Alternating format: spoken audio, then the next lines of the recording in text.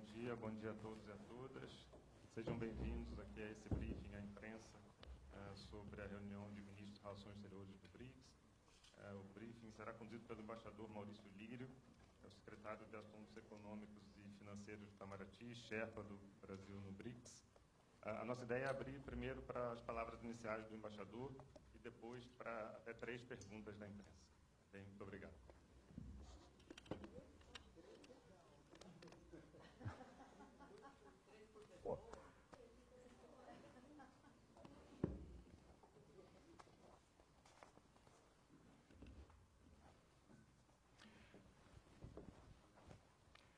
Bom dia a todos, é uma satisfação revê-los.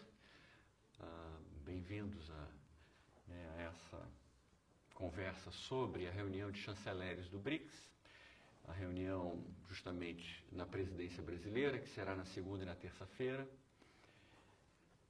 Como sabem, as prioridades da presidência brasileira do BRICS giram em torno de alguns tópicos muito caros ao Brasil e aos demais parceiros no BRICS. É o caso da questão da saúde global, da área de comércio, investimentos e finanças, da área de mudança do clima, nós teremos a COP no Brasil no final do ano, de governança da inteligência artificial, temas de arquitetura multilateral de paz e segurança e também questões relacionadas ao desenvolvimento institucional do grupo. Até o momento, nós já tivemos 4 reuniões ministeriais do BRICS, em meio ambiente, agricultura, mulheres e trabalho. Mulheres e trabalho foi essa semana mesmo em Brasília. E cerca de 80 reuniões técnicas já foram realizadas sob a presidência de turno brasileira. E na semana que vem teremos a reunião de ministros das Relações Exteriores, na segunda e na terça, como eu disse, aqui no próprio Palácio Itamaraty, aqui do lado. E é muito importante porque uma das prioridades mais altas do Brasil no BRICS é justamente a ideia de reforço do multilateralismo e da governança global, principalmente com vistas a fortalecer as posições dos países do sul global, dos países emergentes e em desenvolvimento. Daí a centralidade dessa reunião. O programa da reunião dessa semana se divide em 3 sessões. Haverá uma sessão na manhã da segunda-feira, que é justamente o papel do BRICS no enfrentamento dos desafios globais e também das crises regionais, crises geopolíticas também, e como avançar no sentido de trabalhar pela paz justamente em relação a essas crises, ou seja, temas geopolíticos, sabemos que são temas discutidos pelos ministros das Relações Exteriores e, portanto, esse será um tópico muito importante da reunião de chanceleres. Isso, inclusive, prepara as decisões dos líderes em relação a assuntos geopolíticos, reunião de líderes que será aqui no Rio de Janeiro nos dias 6 e 7 de julho. À tarde, eu estou falando das sessões de segunda-feira, né? Todas as sessões presididas pelo ministro das Relações Exteriores, Mauro Vieira, e, obviamente, com a participação dos seus contrapartes, ministros das Relações Exteriores dos demais países do BRICS. Haverá uma sessão à tarde sobre a reforma da governança global, e reforma e fortalecimento dos regimes internacionais nas mais diversas áreas, inclusive relacionadas a desenvolvimento sustentável, mas também, já que são ministros das Relações Exteriores, a questão do fortalecimento dos regimes de paz e segurança, tendo as Nações Unidas como, eu diria, núcleo, o centro da arquitetura justamente dessa área de paz e segurança. Na terça-feira, na manhã da terça-feira, haverá uma sessão que juntará não só os países membros, não só os chanceleres dos países membros, mas também os representantes dos chanceleres dos países parceiros. Só para recordar a vocês, nós temos no BRICS 11 membros plenos e temos um conjunto de parceiros do BRICS, que são 9 países. Então, nas sessões de segunda, nós teremos os chanceleres dos países membros, nas 2 sessões, mas na terça-feira teremos uma reunião que englobará representantes, na verdade chanceleres, tanto dos países membros como dos países parceiros. E essa sessão terá como título justamente o papel do Sul global no reforço do multilateralismo, né? E aí mostra bem o papel do BRICS como, eu diria, um grupo muito engajado em fortalecer o multilateralismo e, portanto, a própria governança global para que nós possamos enfrentar os desafios globais nas mais diversas áreas, tanto em paz e segurança, mas também em relação a desafios de pobreza e desenvolvimento econômico e social e também desafios na área ambiental, como é o caso do combate à mudança do clima. E eu digo isso porque na história do BRICS, o BRICS surge como justamente um agrupamento que reúne interesses convergentes de países do Sul em favor de uma governança global mais inclusiva, ou seja, tenha maior representatividade dos países do Sul e que seja mais efetiva, até porque precisava e precisa ser atualizada para dar conta dos desafios que temos hoje no mundo, que são diferentes dos desafios que tínhamos quando, eu diria, a estrutura básica dessa governança global foi fundada e, basicamente, essa estrutura deriva do imediato pós-Segunda Guerra Mundial. Então, o BRICS surge com essa tarefa, eu diria tarefa dupla. Trabalhar por uma governança global mais representativa dos países do Sul e, ao mesmo tempo, trabalhar pela cooperação entre os países do Sul. Eu diria que essas são as 2 vertentes principais do BRICS. Aumentar a cooperação entre os próprios países do Sul, e temos exemplos muito concretos disso. Por exemplo, agora na presidência brasileira, uma das prioridades na área de saúde é o lançamento de uma parceria para a eliminação de doenças socialmente determinadas. Por que isso é eu diria, um elemento de evidente convergência dos países do BRICS? Porque doenças socialmente determinadas são mais comuns em países emergentes e países do Sul global, países em desenvolvimento. Então faz sentido que esses países combinem esforços para poder melhor combater essas doenças, daí o lançamento da parceria. Então essa vertente da cooperação entre os países do Sul global é muito importante, mas a outra vertente é de reforma e reforço da governança global.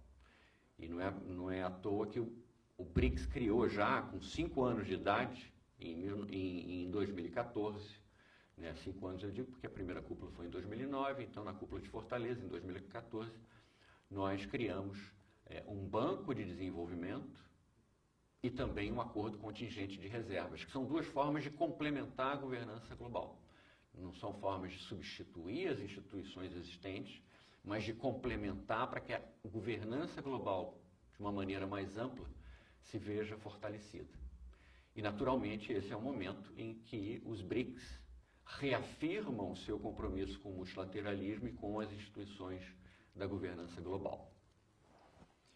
Bom, além dessas sessões, o ministro Mauro Vieira terá reuniões bilaterais com um bom número de chanceleres. Eu tenho uma lista preliminar dos países, mas é que está uma lista sempre sujeita a confirmações, mas posso adiantar que já há reuniões bilaterais do ministro Mauro Vieira previstas com os ministros das relações exteriores da Indonésia, da Rússia, Tailândia, China, Cuba, Nigéria e Etiópia. Então, além, naturalmente, é que em todas essas reuniões de ministros das relações exteriores ou de outras áreas, próprias reuniões de líderes, há um espaço justamente para encontros bilaterais. Isso será também um dos pontos da agenda do ministro Mauro Vieira. Um tema também importante que deverá ser discutido é a questão das adaptações institucionais que o BRICS precisa fazer, porque agora nós temos um BRICS ampliado. Como eu disse, são 11 membros plenos do BRICS, atuando de forma conjunta, e a estrutura institucional do BRICS, os termos de referência, por exemplo, dos BRICS, são herdados ainda, né, de alguns anos antes da própria incorporação de novos membros. Então, tudo isso também é discutido, a questão da rotação das presidências, outros elementos que nós discutimos em reunião de Sherpas também. Eu estou aqui no Palácio Itamaraty ao lado, a gente está finalizando as negociações, inclusive com vistas a uma declaração dos chanceleres, mas esse tema, eu diria, temas de adaptação institucional do grupo à nova realidade do BRICS são temas que estão sendo tratados também na própria reunião de Sherpas, em preparação da própria reunião de ministros das Relações Exteriores, da própria reunião depois de líderes em 6 e 7 de julho aqui no Rio de Janeiro. Bom, isso é mais ou menos o resumo, né, da programação que nós teremos essa semana. Eu me disponho a responder algumas perguntas, acho que 3 é um bom número. Veremos como se desenvolve a conversa. Bom, obrigado, embaixador. Nós vamos circular os microfones, eu peço só que esperem e se apresentem, por favor, identifiquem o veículo também.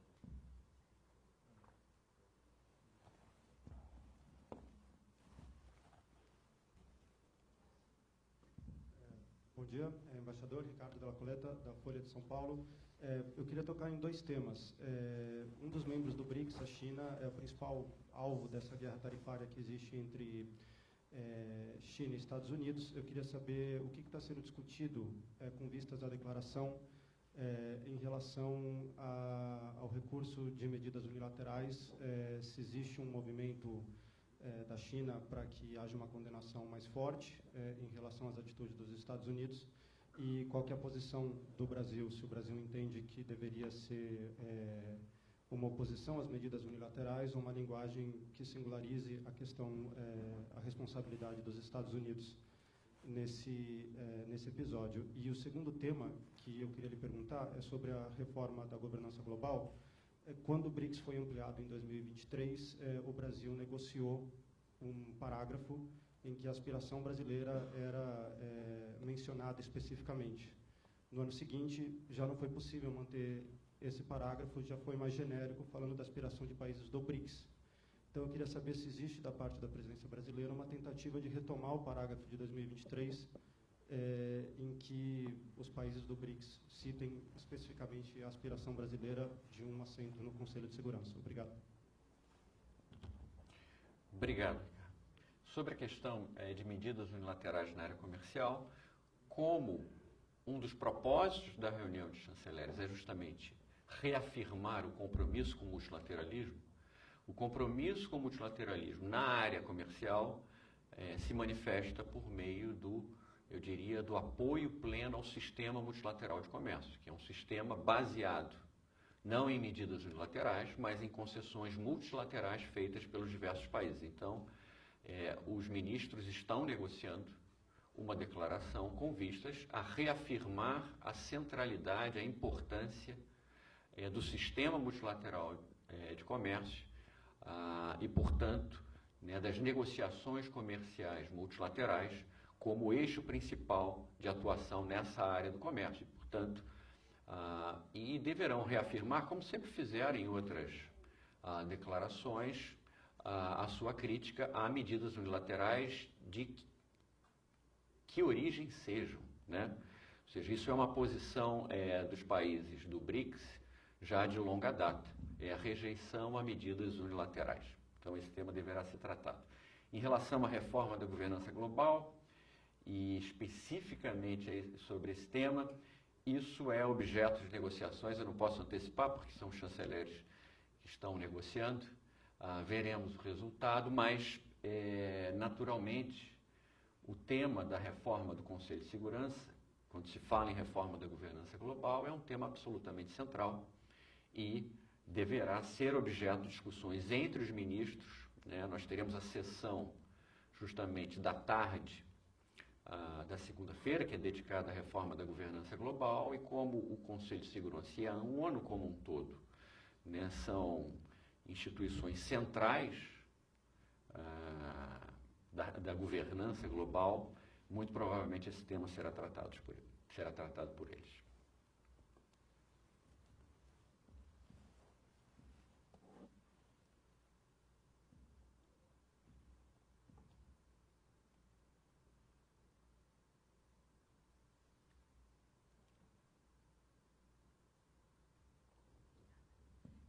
Boa tarde, Mônica Yanakiev, da televisão Al Jazeera English.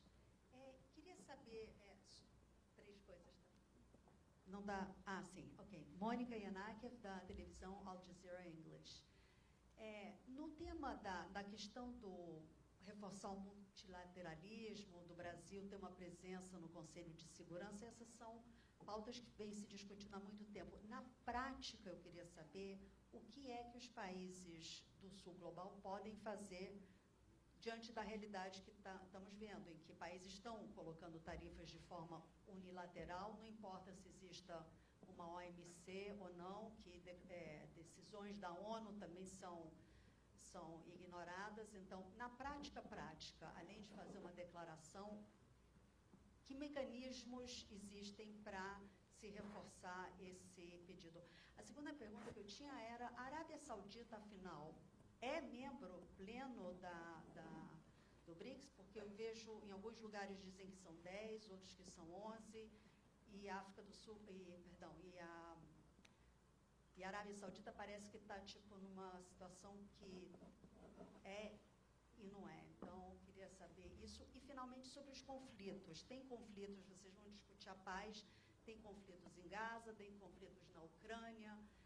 Existe alguma forma que o BRICS pode realmente contribuir para uma solução pacífica, já que parece que as negociações estão sendo todas feitas via Estados Unidos? Obrigado, Mônica. Já são 5 perguntas, viu? 2 do Ricardo, 3 da Mônica. Então vamos lá. Eu acho que já excedemos a nossa cota fartamente. Bom, sobre a questão do que está sendo feito de concreto nessa área, Mônica, quando se tem um momento de medidas unilaterais, seja em que área for, mas especificamente na área de comércio, uma das tarefas principais dos países que querem evitar uma corrida a medidas unilaterais é justamente ter o compromisso de evitar medidas unilaterais, né? Então, isso é algo absolutamente fundamental. É o risco de que, eu diria, por efeito de demonstração, medidas unilaterais adotadas, seja por que país, acabem afetando outros e acabem provocando também, eu diria, né, uma enxurrada de novas medidas. Mas eu estou falando isso porque basta ver a crise que levou à depressão em 1929, né? Então, o desafio dos BRICS, e não acho que seja meramente retórico, é uma reafirmação da importância do sistema multilateral de comércio, né, e de que os países preservem o sistema na sua estrutura e respeitem as suas normas. Se o BRICS ajuda a fazer um chamado nesse sentido e se seus membros se engajam nisso, isso não é nada retórico, isso é muito prático, concreto e evita problemas maiores. Então, só para dar um exemplo de como os países podem agir. Em relação à Arábia Saudita, nós temos 11 membros no BRICS. A Arábia Saudita tem o status de membro convidado por confirmar, mas olha só, como é que funciona o processo de adesão de um país ao BRICS? O país manifesta à presidência de turno o seu interesse de participar, certo? Com isso, há uma avaliação pelos países, por consenso, se devem convidar tal país ou não, tá? E depois há uma confirmação posterior por escrito, tá? Então, o processo com todos eles aconteceu dessa maneira. Com a Arábia Saudita, o que aconteceu? A Arábia Saudita manifestou o interesse, recebeu o convite, está participando das reuniões de chanceleres, de líderes, tá? Mas ainda está por enviar a sua carta formal de confirmação, mas isso não impede a participação como membro, certo? Porque é um membro convidado que participa das reuniões. Então, nós temos 11 membros, tá? 10 membros já mandaram a confirmação plena, um membro que falta, eu diria, cumprir a terceira etapa. Mas a manifestação da Arábia Saudita de se juntar ao BRICS, o convite em reação a essa manifestação, isso tudo já foi feito e agora, né, aguardamos a confirmação por carta. Mas é que está, membro, nessa situação, nada impede que participe como membro. É um membro convidado, está ali participando plenamente como participará a Arábia Saudita. A Arábia Saudita estava nas reuniões de chefes, estará nas reuniões também de chanceleres e estará presente na reunião de líderes, como aliás já fez durante a presidência russa no ano passado. Tá? Terceiro ponto, conflitos. Esses conflitos geopolíticos serão discutidos, sim, até porque, direta ou indiretamente, muitos dos países envolvidos nesse conflito, e eu disse direta ou indiretamente, estão presentes no BRICS. Então, é um momento, sim, muito importante para a discussão desses temas. Tá bom? Uma só a mais, por favor, porque agora acho que já cobri a agenda toda. Né? 2 mais? Joel está muito generoso hoje, então tá, 2 mais. Vou fazer uma, prometo. Embaixador, o senhor falou sobre Camila Zaru, do Valor Econômico. O senhor falou sobre uma possível declaração defendendo o fortalecimento da OMC. A OMC hoje está parada, inclusive por falta de indicações dos Estados Unidos em relação ao órgão de apelação, e que isso meio que trava a atuação da OMC nesse cenário de guerra tarifária. O BRICS, a declaração dos chanceleres do BRICS, ou alguma declaração saída do BRICS, pode ajudar a destravar essas indicações, o órgão de apelação, ou alguma atuação prática da OMC nesse cenário de guerra tarifária? Desculpe, seu nome? Camila. Olha, sobre a história do órgão de apelação, esse já é um problema de longa data. Não é um problema de hoje.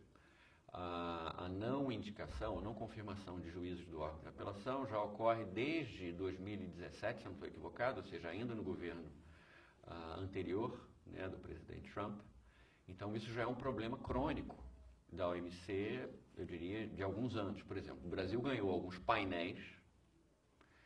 Só para explicar, o que é o órgão de apelação? O sistema de controvérsias da OMC tem duas instâncias. Tem a instância do painel em si e tem a instância da apelação. É como se fosse um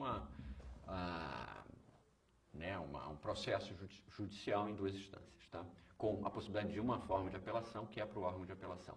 Sem indicação para o órgão de apelação, o órgão de apelação ficou sem juízes, porque um país decidiu não aprovar mais a indicação de juízes. Agora, isso já vem acontecendo como eu falei, desde 2017. Por isso que, por exemplo, o Brasil teve painéis, por exemplo, na área de açúcar, tá? Contra alguns países, venceu, mas a tendência é que os países perdedores apelem, que a gente chama apela no vazio no órgão de apelação. Apela para um órgão de apelação que não está funcionando, tá? Então, isso é uma forma, sim, que priva o sistema multilateral, né, eu diria, do seu elemento do seu instrumento de solucionar controvérsias, tá? O que não impede que os países que têm interesse numa solução de controvérsia em 2 instâncias se organizem para que tenham isso. O Brasil é parte de um grupo que é chamado MPIA, e desse grupo faz parte o Japão, faz parte o Canadá, faz parte a União Europeia, ou seja, parceiros de peso na OMC, em que eles se comprometem sim a ter uma apelação por meio de juízes indicados por esses próprios países, na OMC. Tá? Tanto que nós tínhamos um juiz que fazia parte do MPIA, o embaixador Graça Lima, que era indicado pelo Brasil para fazer parte. E temos uma candidata agora também a esse órgão de apelação, que eu diria que é acordado entre os países que não querem perder o sistema em 2 instâncias. Tá? Então, o que nós temos hoje, infelizmente, é só esse sistema paralelo. Tá? Agora, para restituir o sistema principal, seria preciso que todos os países se engajassem na aprovação dos juízes. E não se tem em Genebra uma avaliação de que isso será feito em breve. Então, o sistema tende a continuar dessa maneira. Mas o que é importante é isso, é que os países reafirmem o seu compromisso com a OMC, porque sempre que se tem um regime internacional, vamos ser francos, e aqui, quando a gente fala do BRICS querendo trabalhar pelo reforço do multilateralismo, é preservar os regimes. Por exemplo, o regime de combate à mudança do clima, o regime das reuniões da COP, o regime do Acordo de Paris. Né? É importante que, se há renúncias, defecções de alguns países, né, é importante que os demais estejam engajados para que aquele ato de 1 ou 2 ou 3 ou 4 países, são 4 países que não fazem parte hoje do Acordo de Paris, isso não desencadeie um desengajamento dos demais. Então é sempre importante, é a mesma coisa para a OMC. Né? Um país pode não estar engajado, mas isso não deve ser razão para que os demais países deixem o sistema, porque isso enfraquece o próprio sistema multilateral de comércio. Então a ideia é que nós continuemos a investir no sistema, porque foi um sistema que garantiu, eu diria, relações econômicas baseadas em normas e numa previsibilidade entre os países, o que é muito importante, como sabemos, para atividades econômicas. Então é isso. Última pergunta. Obrigada. Catherine Osborne, da revista Foreign Policy. A pergunta é sobre algo que o senhor mencionou.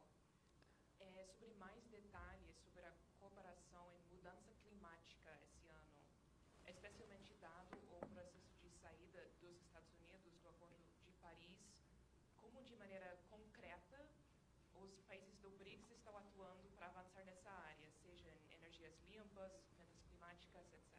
Muito obrigada. A minha pergunta era complementar a essa. Será que eu posso fazer? Tudo bem.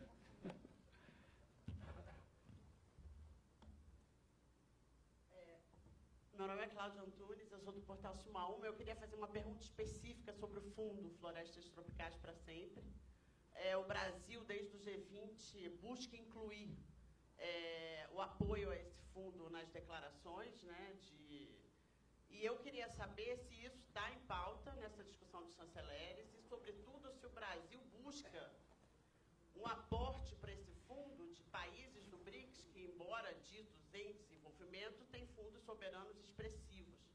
Por exemplo, a própria Arábia Saudita e os Emirados Árabes. Então, eu queria saber se isso é pauta do encontro do BRICS, seja dessa reunião de chanceleres ou de futuras reuniões.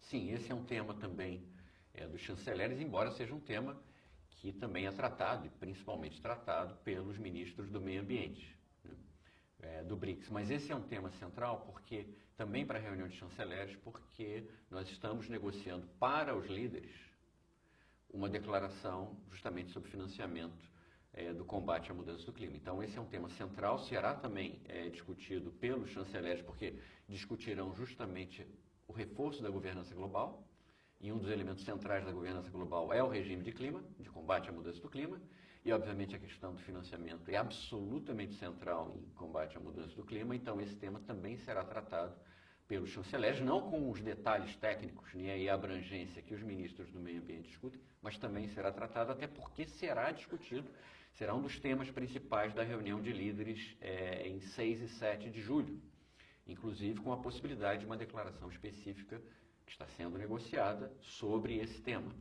Então, esse tema é tratado. E também o TFFF, Cláudia, é um tema que nós temos discutido. A questão que não está em pauta eu diria, a revisão da divisão entre os países que têm que formalmente e oficialmente pagar pela transição energética e os demais países que podem, eventualmente, voluntariamente, também financiar. Essa distinção é absolutamente fundamental e o Brasil, obviamente, é solidário com os países do mundo em desenvolvimento, com os países emergentes, porque sabe que, conforme o Acordo de Paris, né, como os países desenvolvidos, os países ricos, foram os países que mais emitiram historicamente, e emitiram usando fontes de energia não renováveis, agora, para que os demais façam o seu desenvolvimento por meio de energias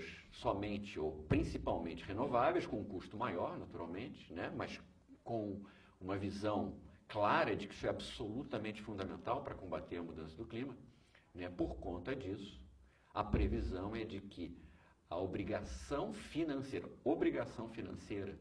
de financiar, no caso, para o financiamento, né, do combate à mudança do clima e a transição energética dos países em desenvolvimento, a obrigação é dos países ricos. Tá? Essa é a diferença. Mas a gente está discutindo também o fundo aqui, mas principalmente está sendo discutido entre os ministros de meio ambiente do BRICS. Muito obrigado, gente. Obrigado a todos. Bom dia.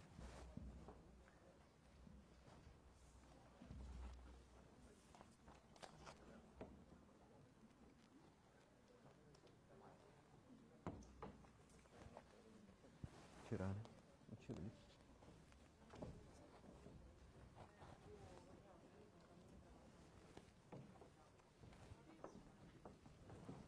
Tudo bem. Quanto tempo? Tudo bem. Tudo bem. Todos vocês, revendo vocês. Cláudia também. Cláudia, pô! Quando você foi lá? Estou muito enrolado, muita viagem. Ele sabe, ele me acompanhou. Sei. Tudo bem?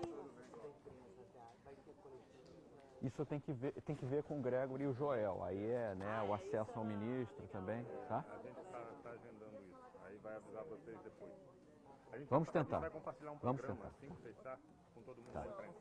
Tá bom. Talvez hoje ou amanhã. Mas a gente vai compartilhar com todo mundo. Também, mas você... Ficou loura, eu quase não reconheci, pô. Não, deixa. Já fiz a coletiva. Não, esse tema eu já respondi tantas vezes, né? Já respondi. Vejam as entrevistas anteriores. Tchau, gente. Tudo bem? Aham. Do programa, a gente vai passar hoje ou Pegue a minha resposta oficial. Minha resposta oficial tem. que a gente abriu lá. Então a gente vai jogar lá. Então sugiro incluir no grupo. Não. Isso não está sendo discutido. Isso tem que perguntar aos sauditas, mas não está sendo discutido. Tá bom? Aham. Até logo. Tchau.